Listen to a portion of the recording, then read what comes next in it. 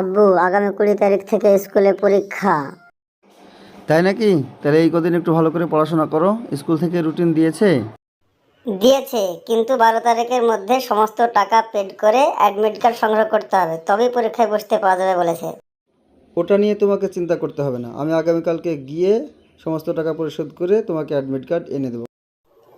আগামীকাল এনে দেবে, কিন্তু না হলে কিন্তু আমি স্কুলে যাব না। মা, খেতে দাও, খেয়ে ঘুম যাব, ঘুম আসছে আমার। হাত মুখ ধুয়ে এসো, তাড়াতাড়ি ঘুমিয়ে পড়ো, না হলে আবার সকালে স্কুলে যাওয়ার জন্য চালা পাবে না। সকালে অ্যাডমিট এনে দেবে কিন্তু। আর আমি বললাম তো অ্যাডমিট এনে দিয়ে তবেই কোথাও যাব। আমি যাবই তো বললাম, এত চিন্তা কিসের? তুমি শুধু অফিস আর বাড়ি, এছাড়া তো কিছু বোঝো না। বাচ্চাটা যে স্কুলে পড়ে, স্কুলে যে একাদিন যাওয়ার দরকার সেটা তুমি মনেই করো না। এত কিছু মনে করার সময় আছে? আমরা 5 কাজের লোক, 5 কাজে ব্যস্ত থাকতে হয়। এত কিছু কী করে মনে রাখবো? আর তাছাড়া বাবা মার মধ্যে যে কোনো একজন গেলেই তো হলো, অত কি আছে? তোমার তো শুধু বাহানা, একটু বাহানা করেই বেঁচে যাও।